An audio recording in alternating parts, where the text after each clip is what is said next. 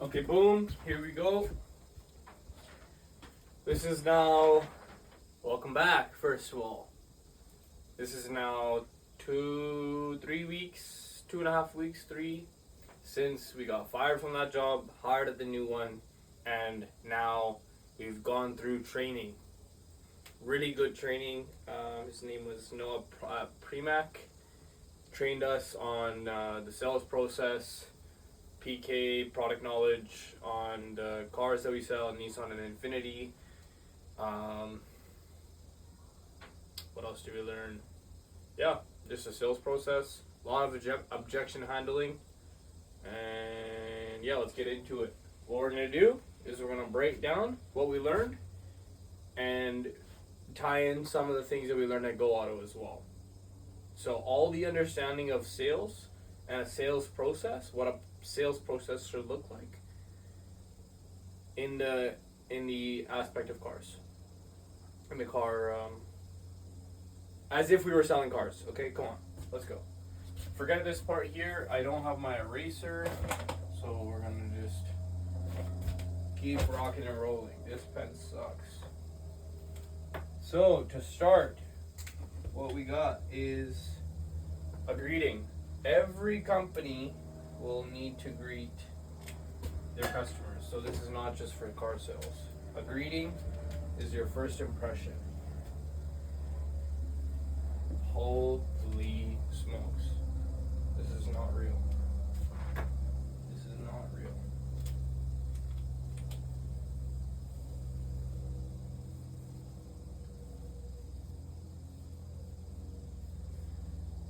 Greeting a customer. I saw Alex Hormozy say this, and I had already thought about it before I saw him say it. So I'm gonna continue on with the story here.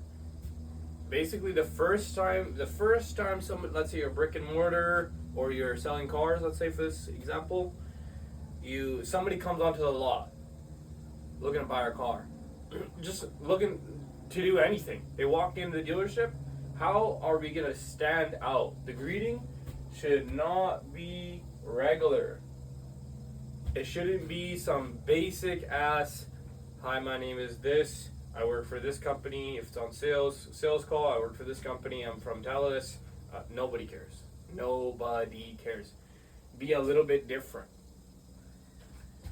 So Alex Hormozy, he will cartwheel and then say, hey, something like that, you know. Nobody's ever done that to somebody who you know, the owner of a company never walked in and you know, like you'll never walk into a building, into somebody's store and say, hey, you know, I'm looking to buy a car. Nobody's ever done that for you. Nobody's ever cartwheeled. It's just different, you know.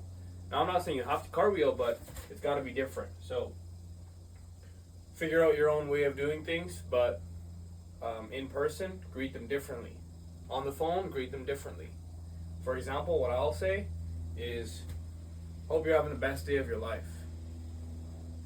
It's obviously not going to be their best day of their life. It's probably a different day when they got married, whatever. But, you know, hope you're having the best day of your life. Or something. That can come off the top of the head. Anyways, meet and greet. That's what they call it in the car business. And then what we'll do is a needs assessment. Boom, right away. At my store right now, they have a concept statement. Set the expectation. So the concept statement for this company is, welcome to Applewood. My name is Armand, and you are? John. John, nice to meet you, man. Can I just take 1 minute to sorry, that's wrong. We asked them, have they been to an Applewood store before? This Applewood is a company that I work for. Have you been to an Applewood store before? Yes, I have. Awesome, welcome back. Then I go into the next part, which I was saying. Can I take 1 minute to explain exactly what you can expect from me today? They'll say yes. Awesome. The 3 pillars of what we do differently come after that in this concept statement. 1, awesome, so today you're going to get our best price up front on every vehicle with no hidden fees. Everybody goes into a dealership expecting to negotiate, but the company changed their policy, so there's no negotiation. It's just straight price is the price, already at market value. I think it's super smart. You don't negotiate on a lot of things. Why do we still negotiate cars? It's weird. Some people get good, Anyways, that's one. Best price up front, and then we go into. Also, I am a non-commissioned salesperson, kind of standard from a lot of dealerships. But anyways, I'm a non-commissioned salesperson. Whether you spend $8,000 or $80,000, I will be paid the same. The last one is no hassle exchange policy. So if they come in, buy a car, oh man, this car sucks, I don't know why I made this decision to buy it. No worries, you can exchange it and then pay the difference for a new car in the new inventory. So how it looks like all wrapped up is like a 1 minute.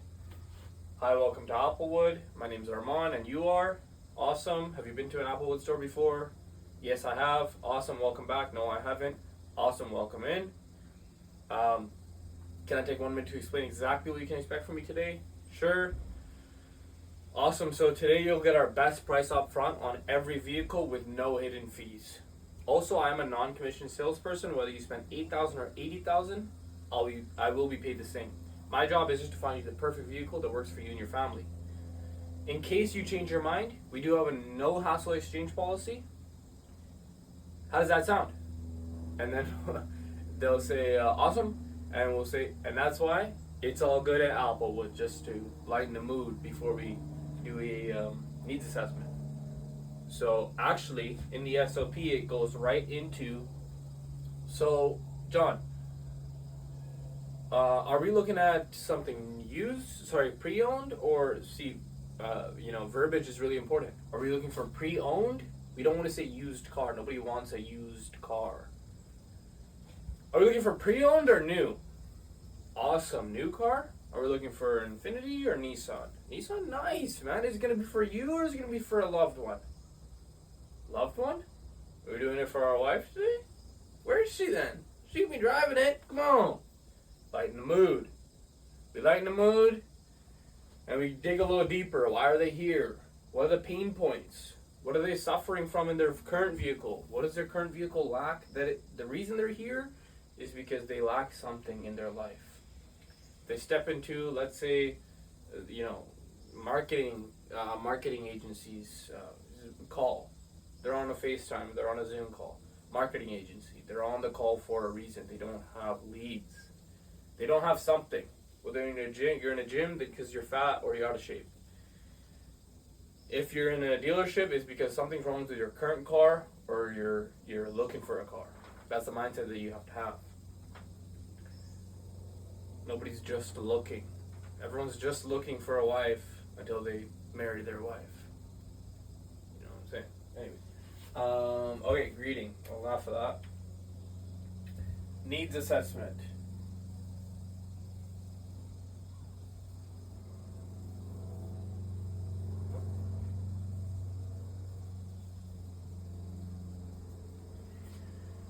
Needs assessment.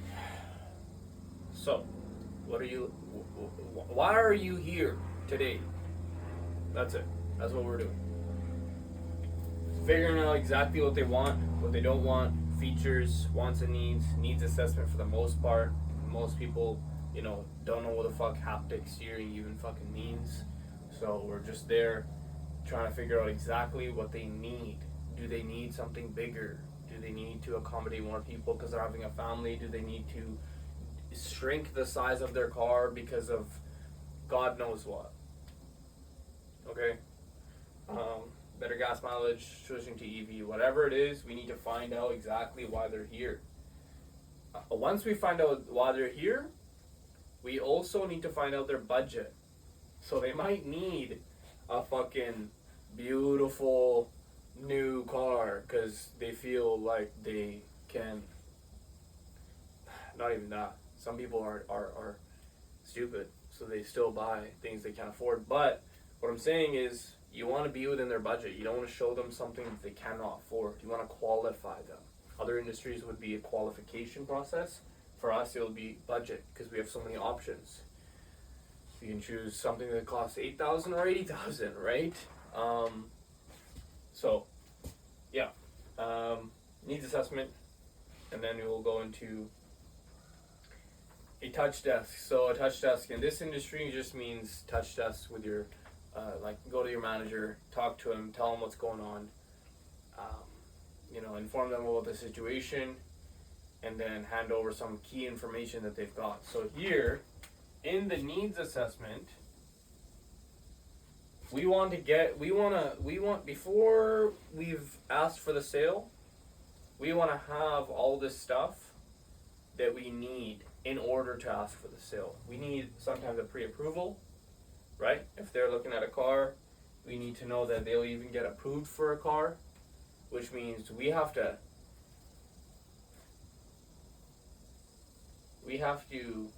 extract some of this stuff early on that people hate giving.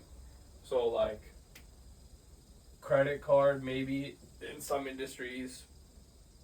In our industry, it would be like a SIN number, which is real tough. Why do you need my SIN number? I just sat down with you for 30 seconds. SIN number. I got my Monster Energy here. Monster break.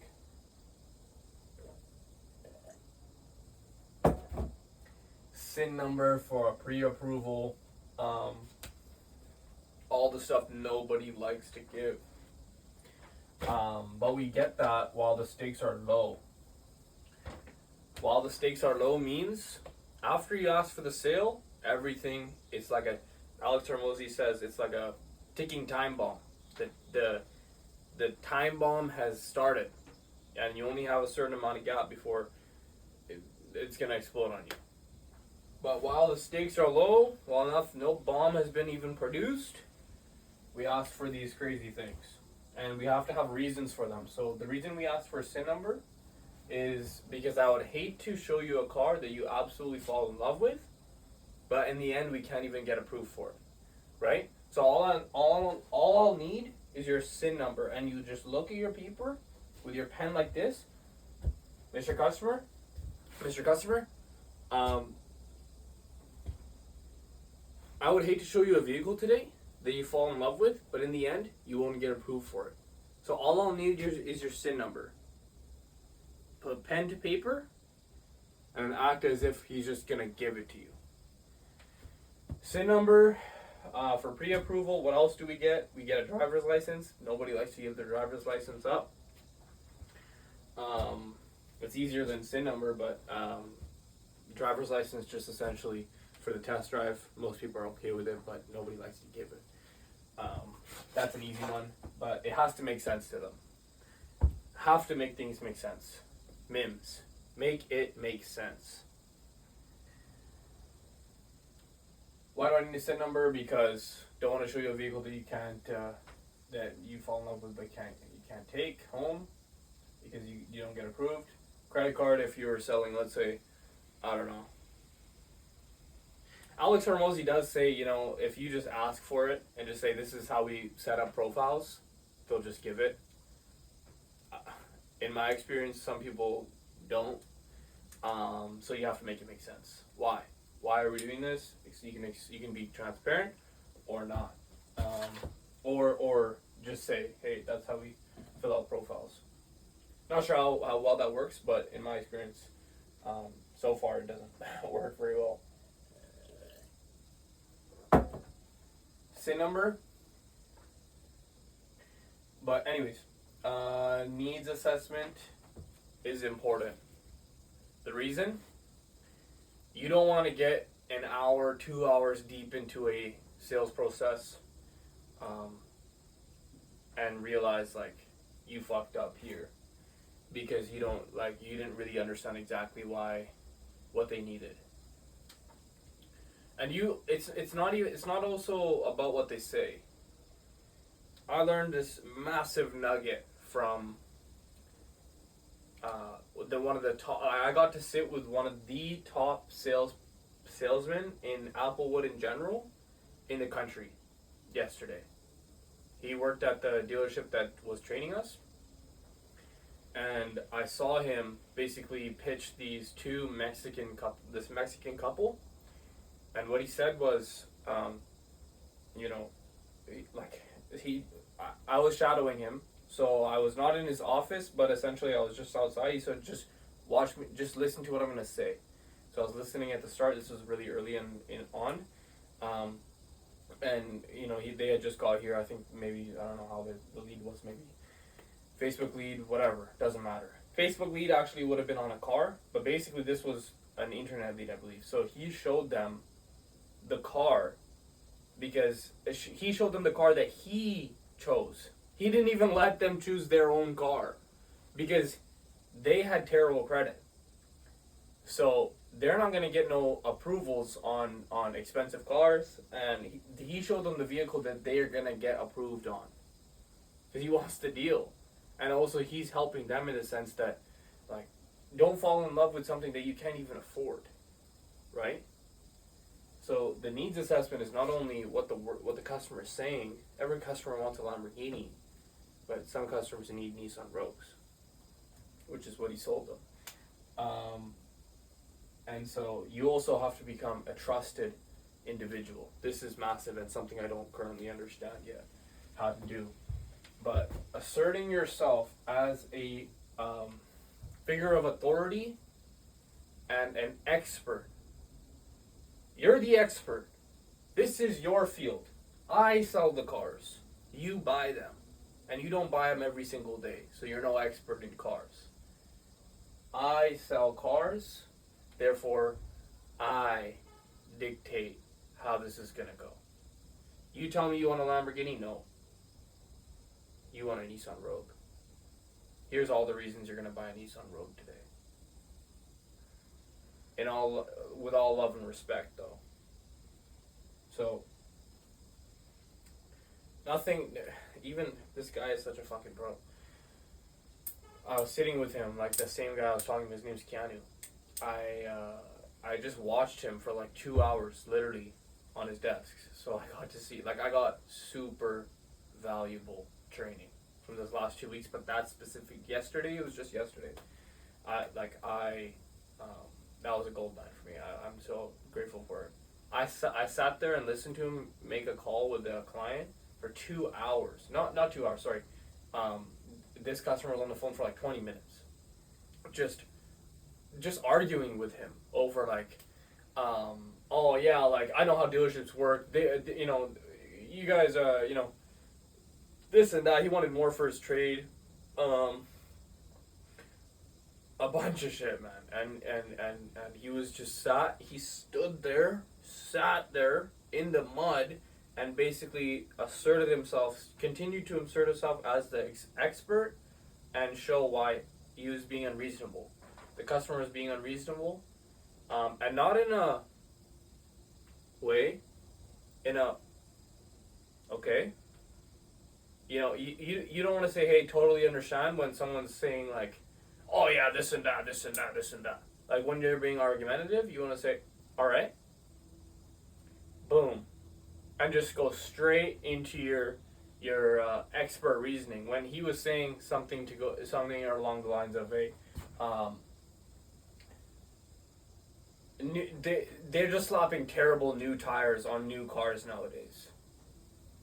What the fuck does that mean? Just a bunch of shit.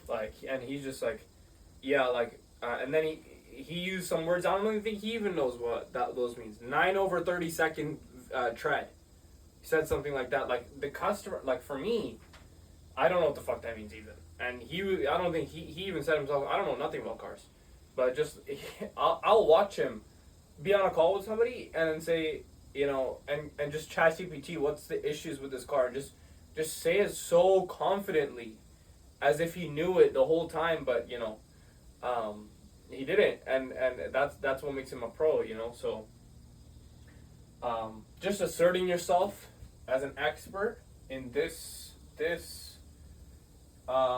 step of the process is super crucial. Jordan Belfort has the 3, he has in the first 4 seconds, which I don't know how you can become an expert in the first 4 seconds. Show you're an expert in the first 4 seconds, but sharp as attack. He says in the first 4 seconds you're gonna show them that you're sharp as attack, and an expert in your field. And there's one more. It's gonna come to me while I take this monster break.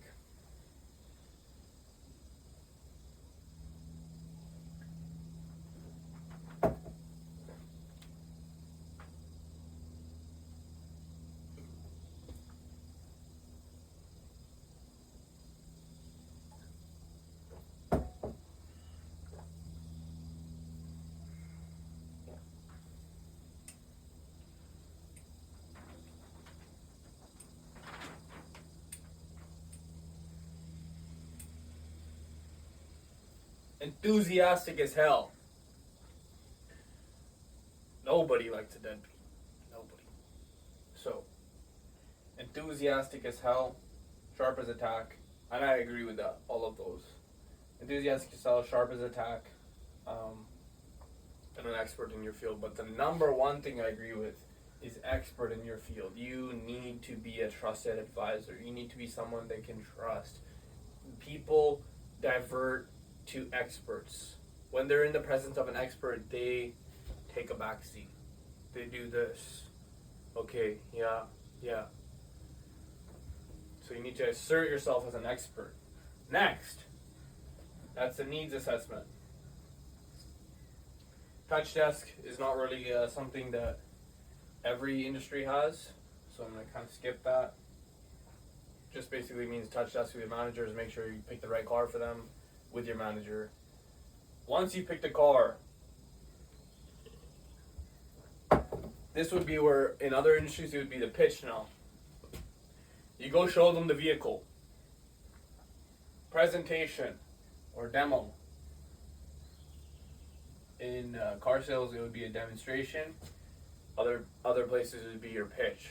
What you're pitching to them.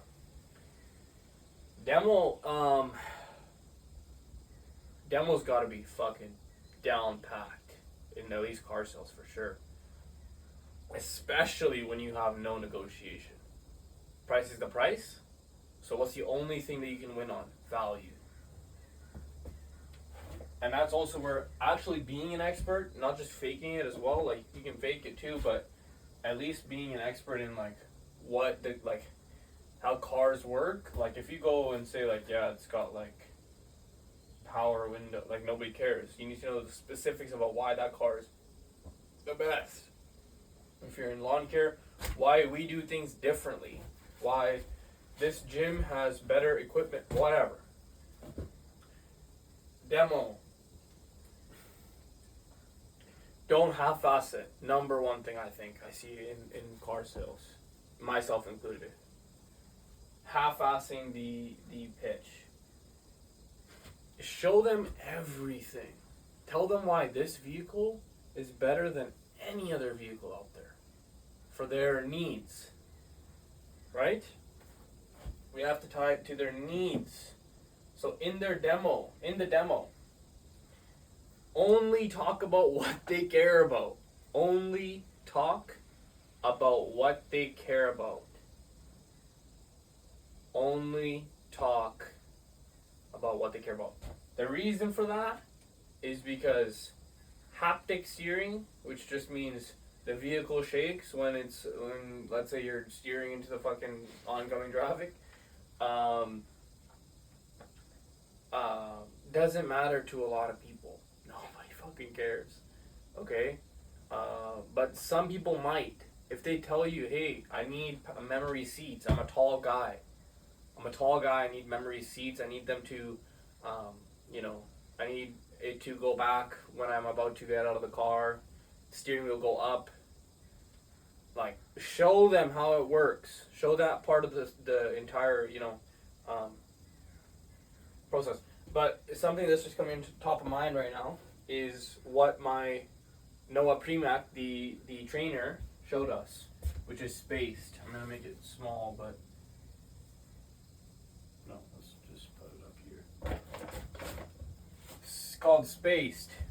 Every customer will have um, just will care about a couple of these things, and just pick two of them that you're going to talk about in the demonstration.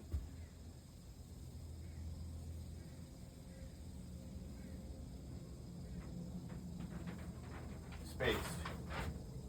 Safety.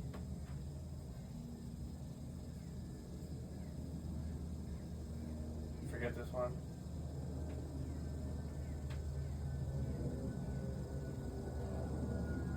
Appearance. Performance. Appearance. Dependability.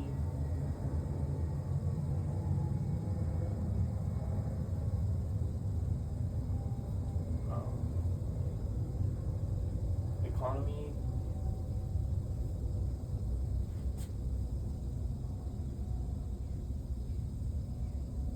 Don't know. Safety, performance, appearance, economy, dependability. Safety, everyone knows safety, performance, V6, V8, fucking torque. I think this is capability. Could be wrong. Comfort. Just talked about the memory seats, comfortability in the car, spacious, this and that.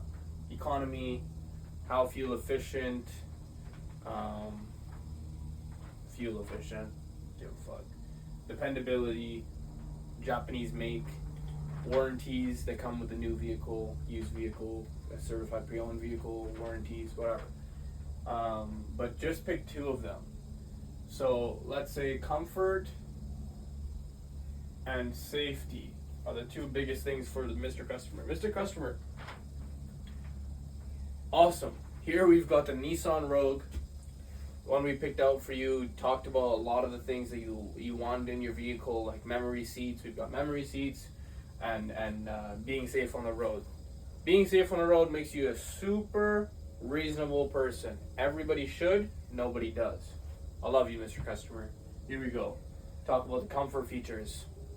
Leather seats, leather steering wheel, fucking zero gravity seats, whatever. But don't start talking about appearance.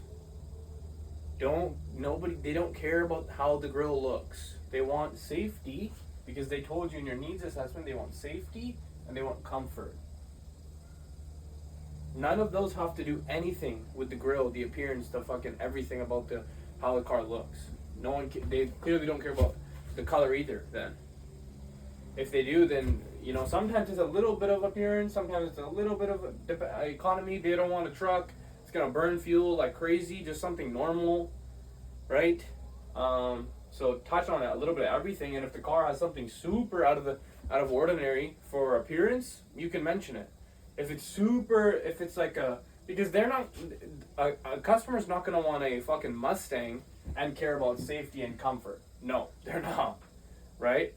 They're going to be looking at the vehicle that you choose for them because of a reason.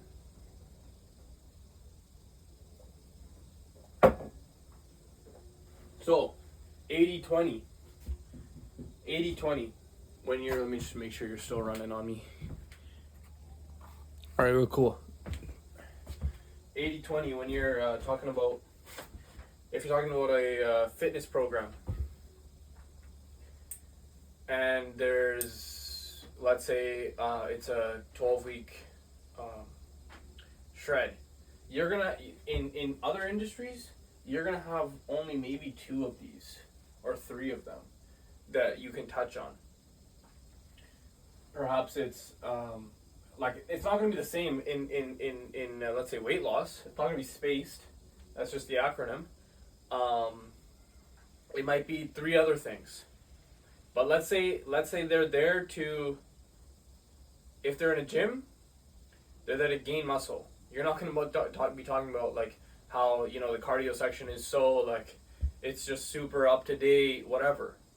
You're going to be talking about how many people come to this gym because of the same reasons that they are here, and they use X equipment and they have gotten X results. Only talk about what they care about. Moving on. That's the demo. Okay? And all of this, from start to finish, I just want to mention this really quick, but I'm going to touch on it again. All of this needs to have rapport. You need to start it here, and the worm needs to keep moving down all the way till the end. People buy from people they like. It's fucking true. People buy from people they trust as well. And I said this to myself actually the other day, so I'm going to stop myself right there. I said to myself, wow, all these salespeople make such bold statements. People buy from people they trust. Just because they trust you, that doesn't mean they're going to buy from you 1,000%. But they are more likely to. So it needs to all come together. Let's just talk about that at the end, anyways. How we're gonna wrap this up, okay? In the summary, we're talking about sales processes today, so let's keep it going. Demo. Then we go into the so other industries would just have just a demonstration. It wouldn't be like a whole show how the vehicle works if it's not a physical product. You can't show how a weight loss journey would go unless you do the fucking thing. But here we have a test drive. Test drive. Pretty self-explanatory. Continue touching on their hot buttons, which are these two. Let's say comfort and safety. Continue pressing on those two. Test drive. Come back from the test drive. Trial close. Trial close gets you to feel what they're, how they're inching along. And you may get a few objections at this time. Because up until now, we're just fucking partying. We're partying, we're having fun, we're playing music in the car, then we get out, and then we talk about how fucking there's a rash on the fucking rims. And we talk about the fucking scrape on the whatever, okay? Because they know what's coming next. They know I'm gonna ask for their fucking money. So you hit them with a trial close just to get them in the buying frame of mind. Like, hey, like this car works. Ain't this car beautiful? You think it's gonna look good in your driveway? Something like that, like something along those lines. What I usually say is, hey, let's go make the numbers work for you. Let's go make the numbers work for you. For the vehicle that you said you love. Not like that, but just say like, awesome, how was the drive? This is usually what I'll say. Hey, how was the drive? Awesome. Let's go make the numbers work for you. Keep it super simple. Boom. And we walk inside. I motion them along. Awesome, let's go make the numbers work for you. Okay. Trial close. It is important. You don't want to sit there and say, okay, how did it drive? Nice. Let's go inside. Let's go inside to do what? They want to buy a car, but you need to continue, like, what's a good saying for this?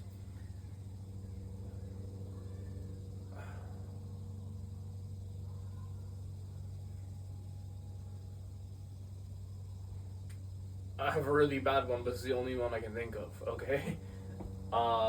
Someone suicidal on a bridge. But they're like 5 feet away from the edge, okay? They want to kill themselves. Wow, this is fucking horrible, but they want to do it themselves, but you push them, and you keep pushing them, because that's their destination. That's where they want to go. They want to buy a car, but they need a push. They need to keep getting pushed along. They're here, and they're in your house. This is why you need to be a figure of authority. You need to be the expert. You need to be the leader. They're here. And be pushed. Pushed. Otherwise, they would be on Facebook Marketplace buying their own car. Right. Let it sink in. They're here. Okay? They're in your house. They need a salesperson to buy the car for them. Push them along. Keep going. Okay. Greeting. Awesome. Next, push them along. You have to bring them to your desk. Because that's where they're going to figure out what they want. They don't fucking know. Needs assessment. We're going to assess exactly what you want. And I'm the expert, so I'm going to pick the car. Demo. I'm going to show you how your car is going to work. You don't have to go on YouTube after. I'm going to show you everything. Test drive. I'm going to show you the little quirks to how your new car is going to, work. Like, fucking who knows what, okay? God knows. Whatever the fucking car needs. Paddle shifters. Whatever. Trial clothes, that's for myself to get a feel. But we're going inside because we're going to make the numbers work for you. Whether that's a lease, finance, or you're going to pay cash. Now we're here, okay? We've pushed them almost to the cliff. They're going to kill themselves soon. Talking numbers. In the industry, numbers. In the industry, this is called desking the deal. Talking numbers. We're talking the thing that people hates the most. But by now, because of this, what's this? This is rapport. By now, they're in a good mood. They're happy. They're not in like like this test drive was so fucking shit. Like, it's so awkward. I just want to get it over with.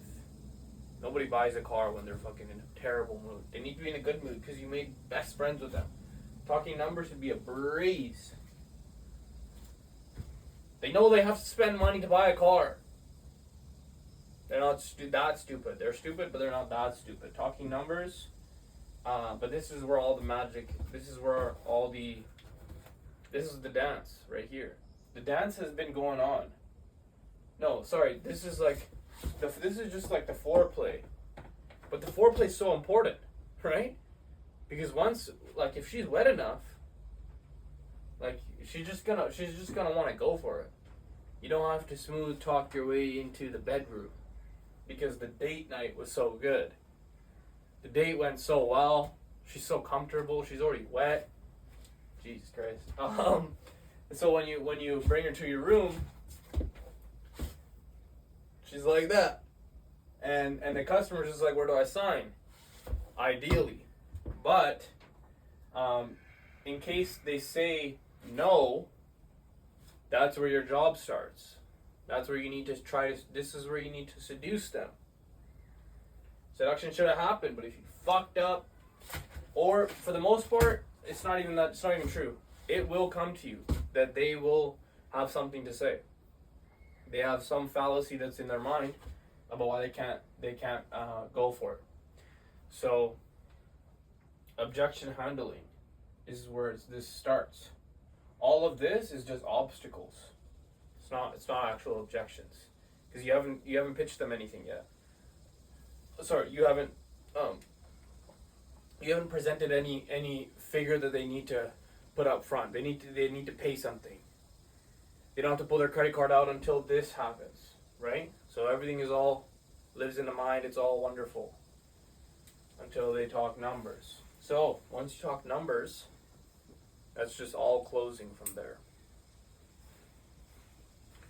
Simple as that. And Naval Ravikant has a super good quote I just saw like a week ago.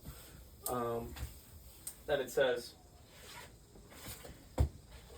you're doing sales because you failed at marketing. You're doing marketing because you failed at product.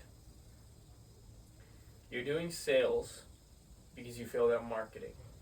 You're doing marketing because you failed at product. This should sell itself. Teslas sell themselves. They don't have salespeople making commissions. They have product advisors, which Nissan also calls us people product advisors, but we're not fucking product advisors. We're salespeople. We have to sell their cars. Tesla sells itself, and then you just need someone to make the transaction happen. Like just to sign the fucking paper. They don't actually get a commission over there. They make a salary. They make an hourly wage. Pretty crazy. They're the only automotive company that does that. Toyota is kind of in the middle. Like, they still have salespeople, but they sell like hotcakes. They're sold out for years. So make your product good. If you can't make your product good, make sure you get marketing down. Offer something so wicked they can never say no. And if you suck at that, sell. So most people, it's not a terrible thing, right? You can still make millions of dollars, but selling is just a good weapon to have. So closing and being able to sell is massive. That's why I'm trying to learn it. And the reason I'm doing all of this is because this is me teaching myself. Anyways, back to it. Let's make sure this is still on. She's still rocking and rolling. Cool. Closing. And then whatever. Boom. Once you've closed, you're good to go. So now I'm gonna wrap it back to what I was talking about before. Some of the big keys. One, I'm gonna say 3. I'm gonna think about this real hard, okay? While I do a monster break.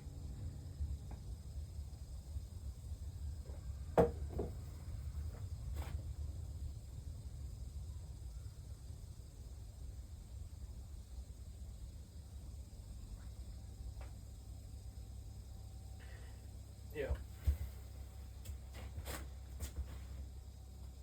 Number 1, in my opinion.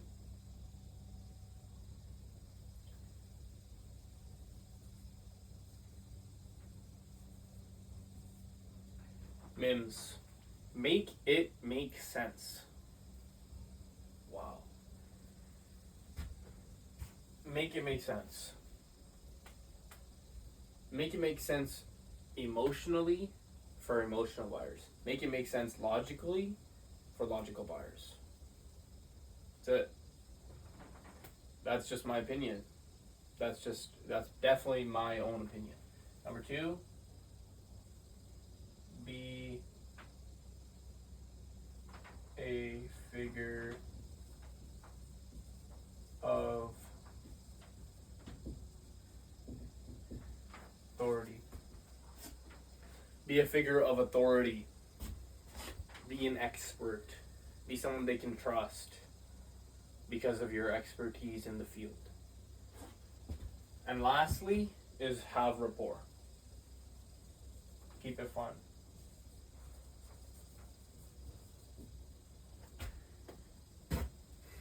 Those are the 3 I'm going to live by. It has to make sense.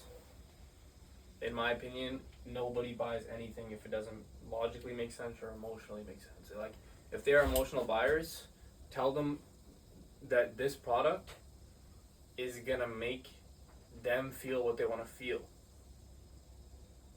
Like, you don't have to be super rational with these type of people, but you do need to make sure that, like, okay, let's say you're a young kid. I'm selling you a BMW. Yes, it needs to make sense to them that one, the car is gonna go fast. They want to go vroom, and they want to make it super loud, and they want girls. How can you make it make sense to them? Driving this car gives you X result. You just have to open up Facebook or open up Instagram and see everyone who drives a BMW has a super hot girlfriend. Therefore, what would stop you from achieving the same result if you stepped in this vehicle? Nothing. Because it's almost guaranteed. That's an emotional buy. Logically, Why should I logically buy a BMW? Let's say they're a business owner. Have you ever encountered a customer? No, that's not a good one. Let's say they're a business owner.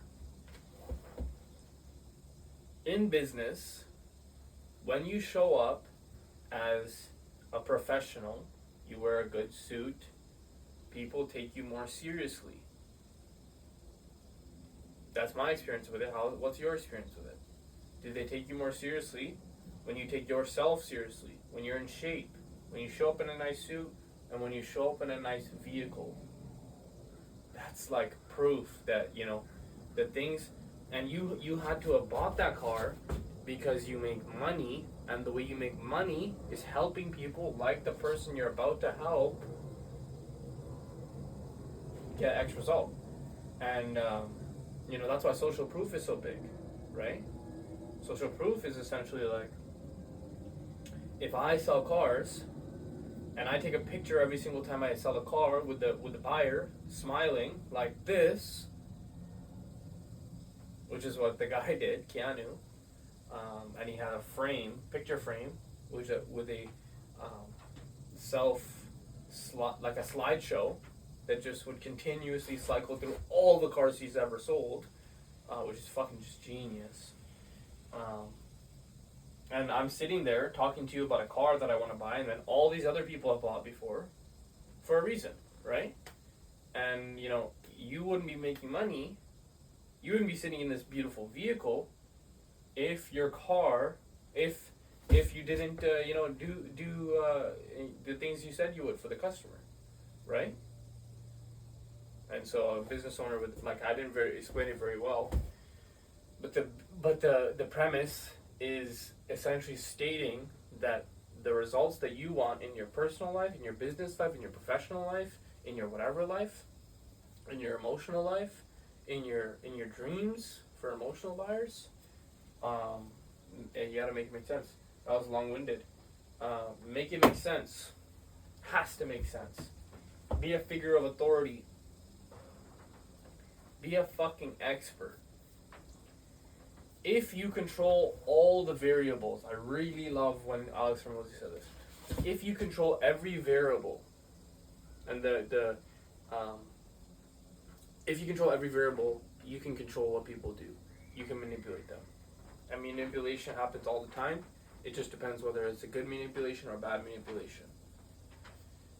But if you control every variable, and so in this terms, he uses the term, like, if I close the door, lock all exits, and crank the heat, I can almost guarantee you that everybody would take their clothes off. And if I said, hey, can I get everyone to take their clothes off while the AC was turned on, nobody would be like, this guy's weird. But if you control all the variables, if you lock all the doors, crank the heat, you control all the variables, you're going to get the result that you want.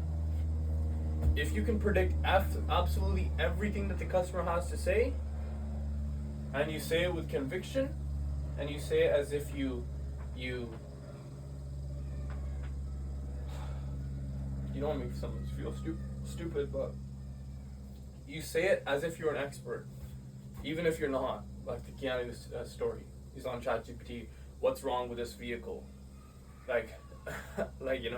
Obviously not an expert on that vehicle, but if you say it as if you're an expert, or you are just an expert in your field, people will defer to you. They will believe you.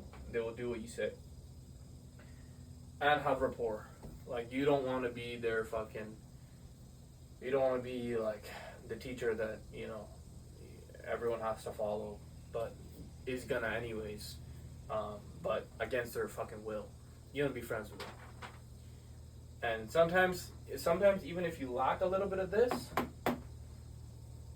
not a figure of, you still need to be a figure of authority, but if you're not, super in tune with the PK, with the product knowledge, with how well your services, how good your services are, if you're really, really good at rapport, if you just make them melt. I had this one girl, I'll never forget this. I've been really, really heavily studying the art of seduction lately because I believe it to be super powerful, like just as powerful as building rapport. Like that is what rapport is. You have such deep relationship, like such a deep relationship built with this person that like you trust them with your fucking soul. Um, you know, the art of seduction is like essentially just making somebody just melt in your hands, like melt, and just like completely like take me away, like you're fucking, I don't know. Anyways,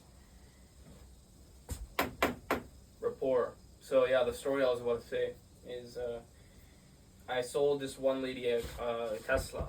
So I know a little bit about Tesla because I have a Tesla right now, but that was not why I sold the car. I sold the car because I seduced her, in the terms of like she melted in front of me. Like I had told her a bunch of jokes, built so much rapport, and then we went on a test drive, and we're just boom, boom, boom talking, like seducing her, and not in like in some weird sexual way, like just making her melt in my arms, and then like just keeping it super relaxed, like their sales resistance just vanished, never mind just dropped, like it's not still there, it was gone, it didn't exist anymore, we were just friends, and I happened to be selling cars to her.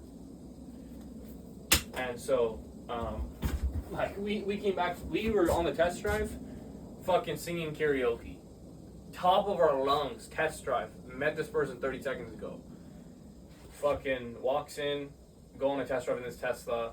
I say, what's your favorite song? We're doing fucking karaoke now. We're karaoke into the parking lot. Sit down. This is a number. Sign the fucking deal. Like, it was such a big lesson for me that, you know, I carried it. From there, I started studying, like, what did I do? Like, what did I do in that scenario? I don't know what I did, but it was just such a breeze. Like, massive rapport. Anyways, these three things: make it make sense, be a figure of authority, and have massive rapport. And you can sell like no tomorrow. That's it. Peace.